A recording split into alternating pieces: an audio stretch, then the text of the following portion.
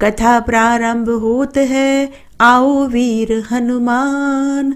आसन लेओ प्रेम से, धरूं तुम्हारो ध्यान। राधे मेरे स्वामी, मैं राधे की दास। जन्म जन्म मोहि दीजियो, श्री वृंदावन वास। बरसाने की राधिका, नंद गाँव के श्याम। इनके श्री चरणों में मेरा कोटि कोटि प्रणाम, कोटि कोटि प्रणाम। राधे राधे, जय श्री कृष्ण दोस्तों। आइए अब हम माघ मास के महात्म्य का 17वां अध्याय और 17वें दिन की माघ स्नान की पुण्य फल देने वाली कथा का श्रवण करेंगे। आइए सबसे पहले हम देख लेते हैं कि इस अध्याय में हम कौन सी कथा का श्रवण करेंगे। माघ मास के 17वें दिन के इस अध्याय में हम कांचन मालिनी द्वारा राक्षस के उद्धार की कथा का श्रवण करेंगे। कांचन मालिनी राक्षस से बोली कि हे राक्षस, इसलिए मैं सब देवताओं के साथ माघ महीने में प्रयागराज स्नान करने के लिए जाती हूँ। तुम्हारे पूछने पर यह सारा वृतांत मैंने तुम्हें सुनाया है। इसी तरह अब तुम भी मुझसे अपना पूर्व चरित्र कहो। किस कर्म से तुम कुरूप और भयंकर राक्षस हुए? बड़ी बड़ी ढाडी मूंछ और विकराल ढाड वाले तुम पर्वत की गुफा में कैसे निवास करते हो?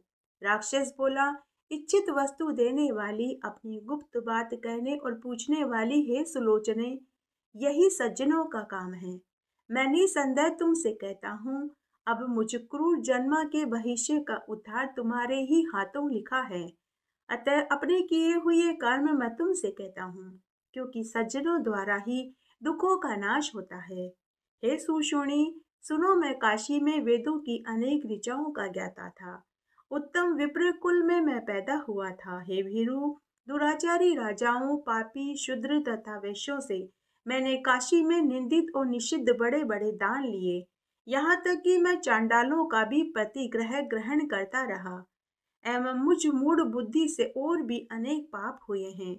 ऐसा कोई पाप कर्म नहीं जो मैंने न किया हो। हे सुंदरी, अविमुक्ति क्षेत्र में अणु मात्र भी पाप करने से वह पाप मेरु पर्वत के समान हो जाता है। उस जन्म में मैंने थोड़ा सा भी धर्म का कार्य नहीं किया। उसके कुछ समय के बाद जब मेरी मृत्यु हो गई, तो तीर्थ में मरने से मैं नरक में नहीं गया।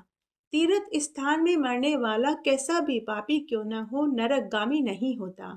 अतः इस व्रज पाप के कारण मैं हिमालय पर्वत पर अत्यंत क्रूर पापी राक्षस की योनि में जन्म लिया। इसके बाद 2 बार गिद्ध योनि में, 3 बार व्याघ्र योनि में, 2 बार सर्प, 1 बार उल्लू, 9वीं बार नीच सूकर की योनि में मैं पैदा हुआ। तब से अब तक मुझे यह राक्षस की योनि का 10वां जन्म मिला है, जिससे मेरे जन्म के हजारों वर्ष व्यतीत हो गए। इस दुख से मेरा उद्धार नहीं होता। हे भामिनी, मैंने इस स्थान को 3 योजन पर्वत जीव जंतुओं से रहित कर दिया। बहुत से निरपराधियों जीवों को मैं खाकर नष्ट कर चुका हूँ।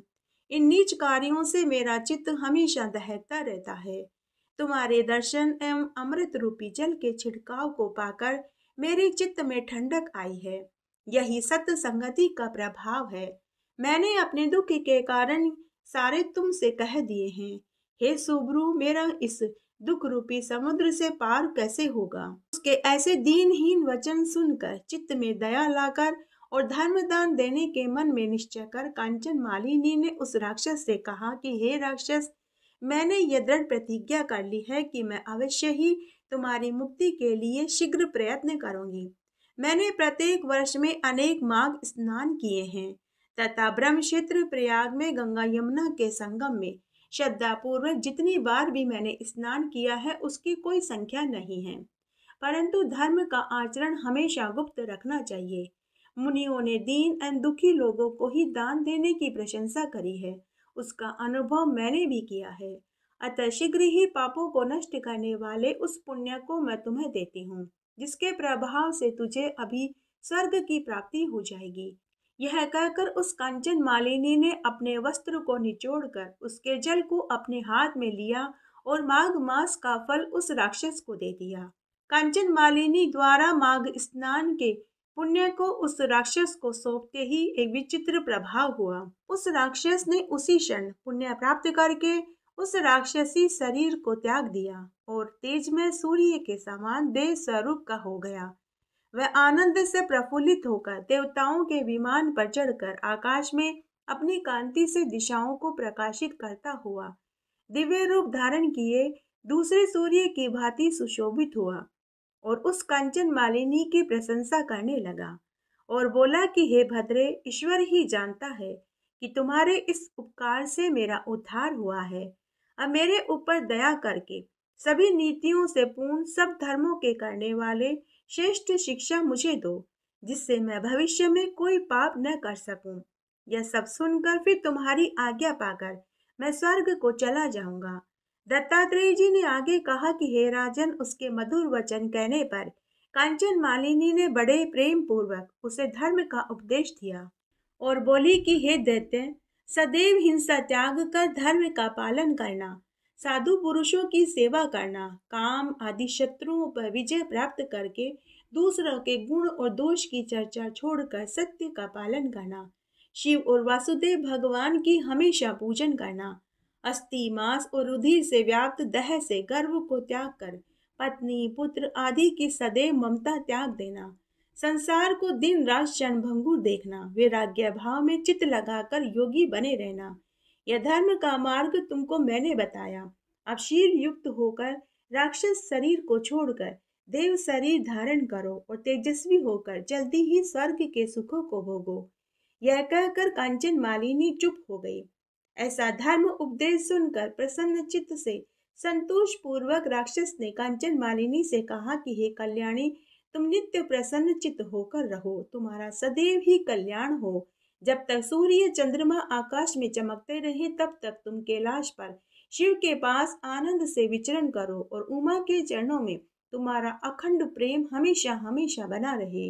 हे माता, तुम सदैव धर्मनिष्ठ और तपोनिष्ठ बनी रहो, कभी भी तुम्हारे शरीर में ममत्व न हो, दुनिया के दुखियों के दुखों को सदैव नष्ट करती रहो। दत्तात्रेय जी आगे बोले कि ऐसा कहकर वह राक्षस उस कांचन मालिनी को नमस्कार करके अनेक गंधर्वों द्वारा स्तुति किया गया स्वर्ग में चला गया। तब देव कन्याओं ने वहां आकर खुश होकर कांचन मालिनी के मस्तक पर फूलों की बरसात करी और आलिंगन किया और बोली कि हे कल्याणी, तुमने इस राक्षस का उद्धार करके हमारे ऊपर बड़ा उपकार किया है। इस दुष्ट के डर से हम में से कोई भी इस वन में नहीं आ पाता था। अब हम निडर होकर यहाँ आनंद पूर्वक विचरण करेंगे। वह परोपकारिणी कांचन मालिनी देव कन्याओं के मुख से वचन सुनकर सुखी हुई और कृतार्थ हो उस राक्षस की मुक्ति पर प्रेम पूर्वक देव कन्याओं के साथ क्रीड़ा करती हुई शिवलोक को चली गई।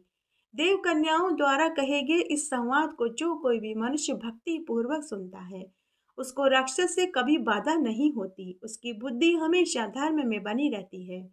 बोलिए विष्णु भगवान की जय, बोलिए माता लक्ष्मी की जय। देवता भगवान विष्णु से बोले कि हे देव देव जगदीश्वर, आप छहों ऐश्वर्य से युक्त होने के कारण भगवान कहलाते हैं। आपको नमस्कार है। यह संपूर्ण चराचर जगत आपके आधार पर टिका हुआ है। यह जगत एक लिंग है जिसे आपने आधार पीठ होकर धारण कर रखा है। हम लोगों के लिए पहले भी आपने अनेक बार अवतार धारण किए थे। आपने ही मत्स्य रूप धारण करके ब्रह्मा जी के मुख में वेदों की स्थापना करी थी। आपने ही हैग्रीव रूप से मधु और केटव नामक दैत्यों को वध किया था। कच्छप अवतार धारण करके आपने ही अपनी पीठ पर मंदराचल पर्वत को उठाया था। वाराह रूप धारण करके आपने ही हिरण्याक्ष दैत्य का वध किया था। नरसिंह रूप से हिरण्यकशिपु को मौत के घाट आपने ही उतारा था। वामन अवतार धारण करके आपने ही दैत्यराज बलि को बांधा और भृंगुकुल में परशुराम रूप में प्रकट होकर आपने ही कार्तवीर्य अर्जुन का वध किया था। हे विष्णु, आपने बहुत से दैत्यों का संहार किया है। आप ही संपूर्ण विश्व के पालक हैं। कहते हैं कि जो भी भगवान विष्णु की इस स्तुति को सुनता, कहता या सुनाता है, उसे कभी भी कोई पाप दोष नहीं सताता, उसके शरीर में कभी कोई पाप नहीं रहता। आइए एक पौराणिक कथा का श्रवण करते हैं। एक बार एक राजा बड़ा भारी भक्त था। उसके यहाँ बहुत से साधु संत आते रहते थे। राजा उनकी प्रेम से सेवा करते थे।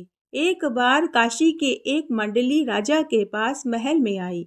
राजा का सत्संग के कारण उनसे बड़ा भारी प्रेम हो गया। इस तरह वे साधु संत राजा को 15-20 दिन तक सत्संग सुनाते रहे और धर्म के उपदेश देते रहे। इससे राजा का उन साधु संतों से बड़ा भारी प्रेम हो गया। जब भी संत राजा के महल से जाने को तैयार होते तो राजा उन्हें किसी न किसी बहाने रोक लेते।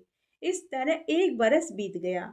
एक दिन उन संतों ने निश्चय किया कि कल तो हम अवश्य ही यहाँ से चले जाएंगे, राजा के रोकने पर भी नहीं रुकेंगे। जब राजा को इस बात का पता चला तो राजा की आशा टूट गई। राजा व्याकुल हो गया, उसका शरीर उससे छूटने लगा था। रानी ने राजा से पूछा कि आप दुखी क्यों हैं? तब राजा ने कहा कि मैं संत वियोग से जीवित नहीं रह पाऊंगा। अगर ये संत यहाँ से चले गए तो मैं अपने प्राणों को त्याग दूंगा। तब रानी ने संतों को रोकने की बहुत कोशिश करी, लेकिन संतों ने रानी से कहा कि महारानी जी, कल तो हमें यहाँ से जाना ही होगा, क्योंकि हम तो तीर्थ यात्री हैं। हम एक स्थान पर नहीं रह सकते, क्योंकि संत तो स्वतंत्र होते हैं, इन्हें कैसे रोका जाए। तब रानी ने संत महात्माओं को महल में रोकने के अनेक उपाय सोचे, लेकिन सभी उपाय निष्फल हो गए। तब रानी ने सोचा कि मैं अपने पुत्र को विष दे दूंगी, तब तो ये संत यहीं रुक जाएंगे। तब उन संतों को रोकने के लिए रानी ने अपने ही पुत्र को विष दे दिया। प्रातःकाल होते ही रानी जोर जोर से रोने लगी। अन्य दासियां भी रोने लगी। राजपुत्र के मरने की खबर पूरी नगरी में आग की तरह फैल गई। जब संत महात्माओं ने सुना तो वे शीघ्र राजभवन में आए और बालक को देखने लगे। बालक का शरीर नीला पड़ा हुआ था, जिसे देखकर लगता था कि इसे विष दिया गया है। तब संत महात्मा ने अपनी दिव्य चक्षु से पता लगा लिया कि रानी ने ही पुत्र को विष दिया है। तब संत महात्मा ने रानी से पूछा कि हे रानी, तुमने अपने ही पुत्र को विष क्यों दे दिया? रानी ने संत महात्मा से कहा कि हे महाराज, राजा जी का आप संतों से लगाव हो चुका है। अगर आप कल यहाँ से चले जाते तो मेरे स्वामी अपने प्राणों को त्याग देते। आपको रोकने के लिए मेरे पास कोई उपाय नहीं बचा था, अतः मैंने अपने पुत्र को विष दे दिया ताकि आप कुछ समय और यहाँ रुक सकें। राजा और रानी की ऐसी अद्भुत भक्ति को देखकर संत महात्मा के आंखों में से भी आंसू बहने लगे। उनका कंठ गदगद हो गया। उन्हें भक्ति की इस विलक्षण रीति से बड़ा भारी सुख हुआ। तब संत महात्मा ने अपने मनोबल और विद्या से उस बालक में प्राण डाल दिए, जिससे वह राजकुमार जीवित हो गया। उसके बाद संत महात्मा ने अपने शिष्यों से कहा कि तुम लोग अगर यहाँ से जाना चाहो तो जा सकते हो, मैं तुम्हें नहीं रोकूंगा, लेकिन मैं अब यहीं रहूंगा, मैं इस स्थान से नहीं जाऊंगा। इस घटना के बाद महात्मा जी ने राजा से कहा कि हे राजा, अब मैं यहाँ से नहीं जाऊंगा। जिस दिन मेरी आत्मा इस शरीर को छोड़कर चली जाएगी, उसी समय मैं तुम्हारे महल से जाऊंगा। यह है संतों के प्रति लगाव और प्रेम की कथा। एक बार की बात है, एक गांव में एक पुजारी अपनी पत्नी के साथ रहता था।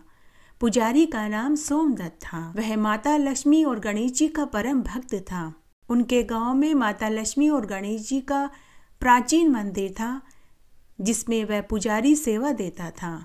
पुजारी रोज मंदिर में झाड़ू पोछा करता, सुबह शाम की आरती करता और मंदिर में जो भी चढ़ावा आता वही उसकी आजीविका का साधन था। पुजारी की पत्नी का नाम सरोज था।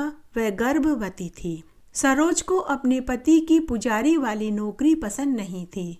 वह आए दिन अपने पति से झगड़ा करती रहती थी। तब एक दिन सरोज अपने पति से बोली कि हे स्वामी, आप कोई दूसरा काम क्यों नहीं देखते? मंदिर से हमें इतनी आमदनी नहीं होती। अब हमारे बच्चे होंगे, परिवार बड़ा होगा, हम कुछ भी धन एकत्र नहीं कर पाते। क्या आप हमेशा गणेश जी, लक्ष्मी जी करते रहते हो? अगर उन्हें हमारी मदद करनी होती तो कब की कर देते। क्या आपके भगवान को हमारी परेशानी नजर नहीं आती? सरोज घर की माली हालत से बहुत दुखी रहती थी, इसलिए वह हमेशा चिड़चिड़ी रहती थी। तब उसका पति सोमदत्त अपनी पत्नी से बोला कि भगवान हमें भूखा जरूर उठाते हैं, लेकिन कभी भूखा सोने नहीं देते। भगवान के घर देर है अंधेर नहीं।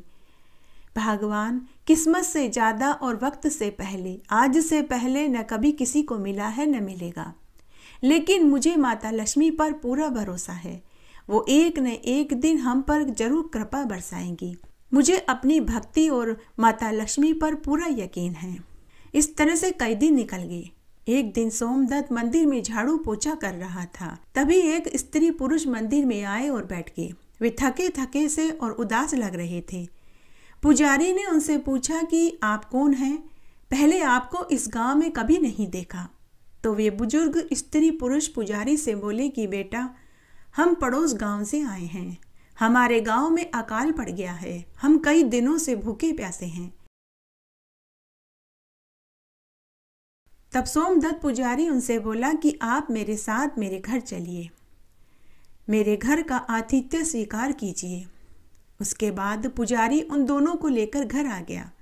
घर आया तो पता चला कि उसकी पत्नी को प्रसव पीड़ा हो रही थी। सोमदत्त साथ लाए हुए स्त्री पुरुष से बोला कि मेरी पत्नी गर्भवती है, उसे प्रसव पीड़ा हो रही है। आप थोड़ी देर बैठिए, मैं गांव में से दाई को बुलाकर के लाता हूँ, फिर मैं आपको भोजन परोसूंगा। ऐसा कहकर वह जाने लगा तो साथ आई बुजुर्ग स्त्री सोमदत्त पुजारी से बोली कि बेटा तुम जरूर जाओ, मुझे थोड़ा बहुत दाई का काम आता है, तब तक मैं तुम्हारी पत्नी को संभालती हूँ। सोमदत्त भागा भागा गांव में से दाई को बुलाने चला गया।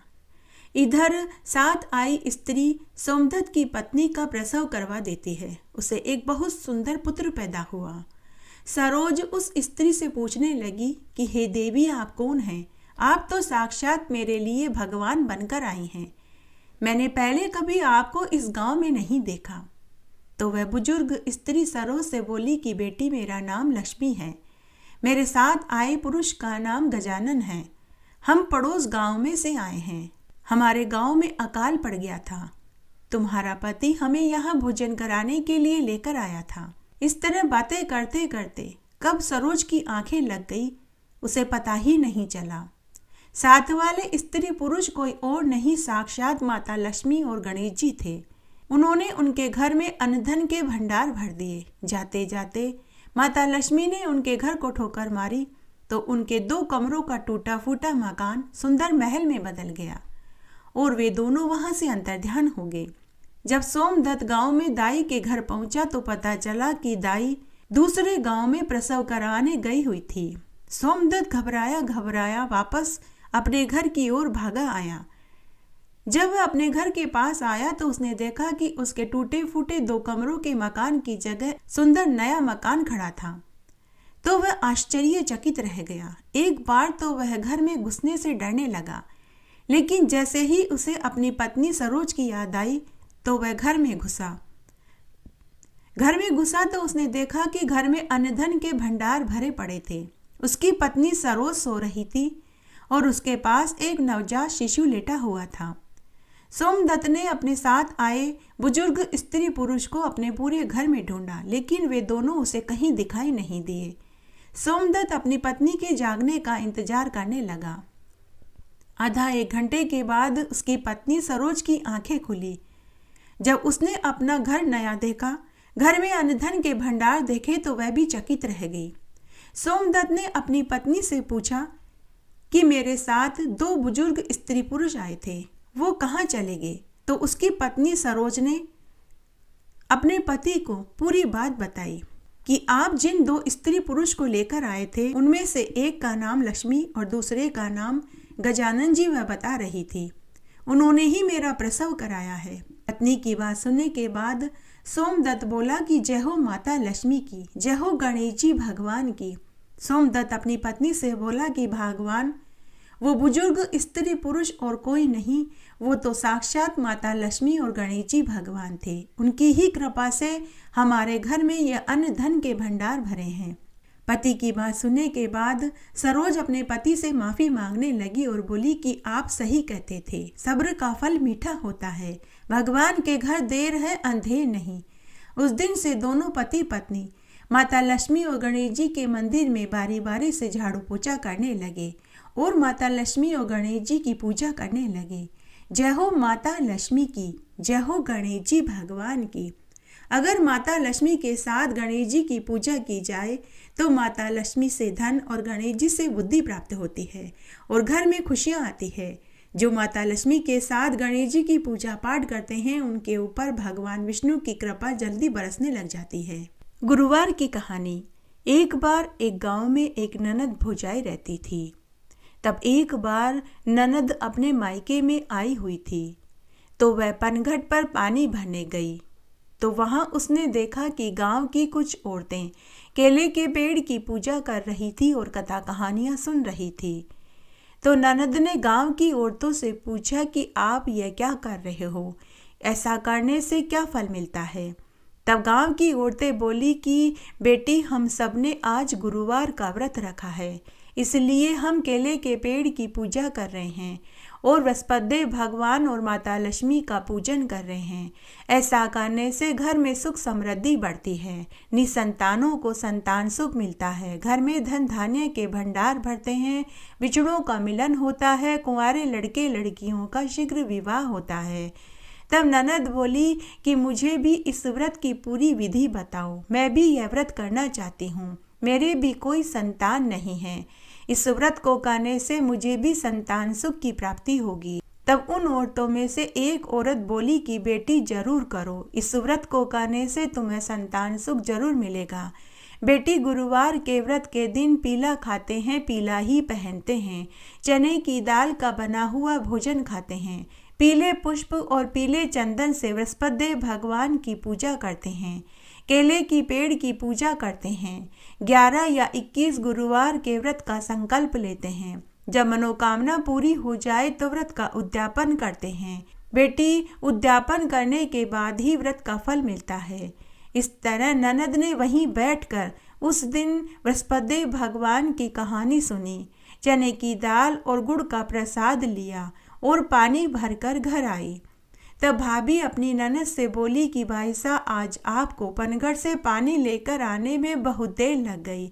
तब ननद अपनी भाभी से बोली कि भाभी, पनघट पर बहुत सी औरतें बृहस्पतिवार के व्रत की कहानी सुन रही थी, केले के पेड़ की पूजा कर रही थी। भाभी, मैंने भी वहीं बैठकर बृहस्पति भगवान की पूजा करी, केले के पेड़ की पूजा करी और व्रत करने का संकल्प लिया। भाभी, वे गांव की औरतें कह रही थी कि बृहस्पतिवार का व्रत करने से घर में अन्न धन के भंडार भरते हैं, संतानहीनों को संतान सुख मिलता है, कुंवारों के ब्याह होते हैं, बिछड़ों का मिलन होता है।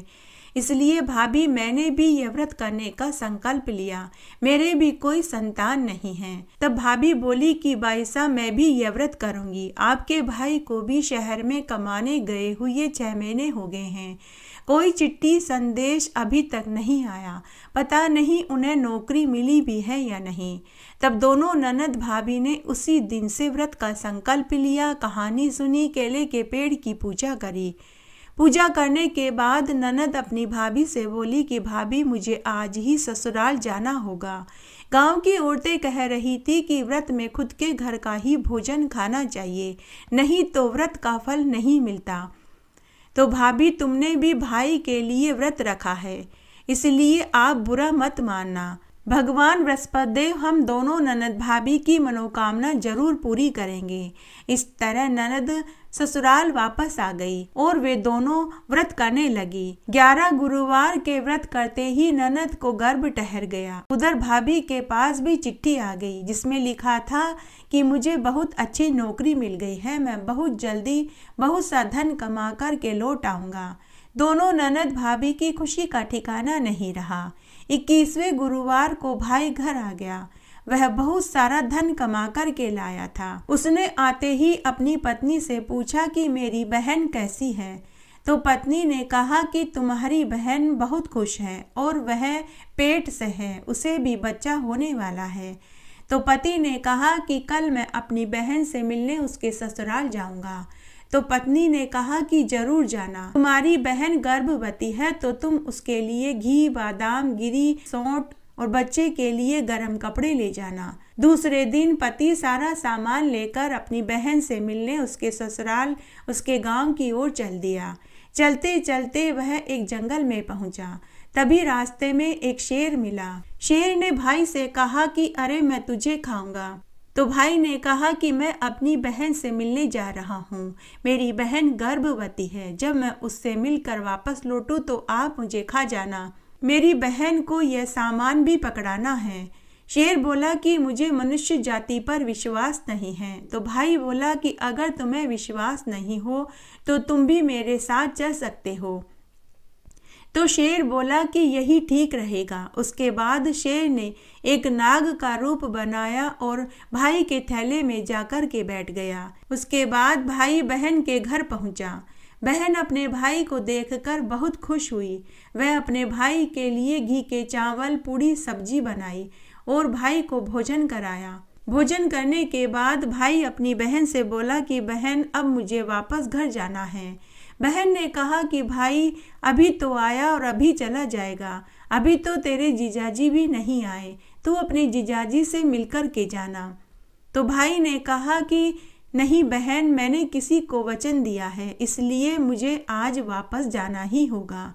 भाई को तो खुद की मौत दिखाई दे रही थी। तब बहन बोली कि भाई, भाभी ने मेरे लिए थैले में क्या क्या सामान भेजा है वो तो तुम मुझे देते जाओ, क्या तुम सामान भी वापस ले जाओगे? भाई तो हड़बड़ी में सब भूल गया, उसे समझ ही नहीं आया कि क्या करूं कि तभी बहन ने भाई के हाथ से थैला छीन लिया। बहन थैले में से घी, बादाम, गिरी, अजवाइन, सौंठ और बच्चे के गर्म कपड़े निकले और अंत में एक जेवर का डब्बा निकला। बहन ने जेवर का डब्बा खोल कर के देखा तो उसमें से सोने का बहुत सुंदर हार निकला। बहन अपने भाई से बोली कि भाई, यह सोने का हार क्या तू मेरे लिए शहर से लेकर आया? बहुत ही सुंदर हार है। भाई के हाथ पैर कांप रहे थे, जुबान लड़खड़ा रही थी। थैला पूरा खाली हो गया लेकिन सांप नहीं निकला। भाई सोचने लगा कि सांप कहाँ गया। फिर बहन ने कहा कि ले भाई तेरा थैला, अब तू जा। तब भाई अपनी बहन से बोला कि बहन, तू सच कह रही थी, एक रात मुझे रुकना चाहिए और जीजाजी से भी तो मिलना है, मैं कौन सा रोज रोज आता हूँ। तब बहन बोली कि लेकिन तूने तो किसी को वचन दिया है, अब तेरे उस वचन का क्या होगा? भाई ने कहा कि कोई बात नहीं बहन, वचन तो दिया था लेकिन मैं कौन सा रोज रोज आता हूँ, जीजाजी से मिलने के बाद ही घर जाऊंगा। इस तरह भाई बहन के घर ही रुक गया। अब भाई अपनी बहन के पूरे घर में इधर उधर घूमकर सांप को ढूंढने लगा लेकिन उसे सांप कहीं नहीं मिला। रात्रि में जीजाजी घर आए, सबने मिलकर भोजन खाया और खूब बातें करी। उसके बाद रात्रि में सभी सो गए। अर्धरात्रि को बृहस्पति भगवान ने भाई को दर्शन दिए और कहा कि हे भक्त, मैं तेरी परीक्षा ले रहा था कि तू मरने से डरता है या नहीं। हे वत्स, वह शेर और वह सांप भी मैं ही था। सांप की जगह सोने का हार भी मैंने ही रखा था। दूसरे दिन भाई जब सोकर उठा तो उसने अपने स्वप्न वाली बात अपनी बहन को बताई और साथ ही रास्ते में घटित घटना भी सुनाई। तब बहन अपने भाई से बोली कि हे भाई, बृहस्पति भगवान के व्रत का चमत्कार तो हमने तो पहले ही देख लिया था और आज तुझे भी दिखाई दे गया। हे बृहस्पति भगवान, जैसा सुख आपने बहन को और भाई को दिया वैसा सबको देना, कहानी कहने वाले को, सुनने वाले को और हुक्कारा भरने वाले को। इस तरह आज हमने माघ मास के महात्म्य का 17वां अध्याय और 17वें दिन की पुण्य फल देने वाली कथा का श्रवण किया। आशा करती हूँ आपको इस अध्याय को सुनने का संपूर्ण फल प्राप्त होगा। मेरे साथ बने रहने के लिए आपका धन्यवाद। आगे आने वाली कथा कहानी के लिए भी आप इसी तरह मेरे साथ बने रहें। धन्यवाद।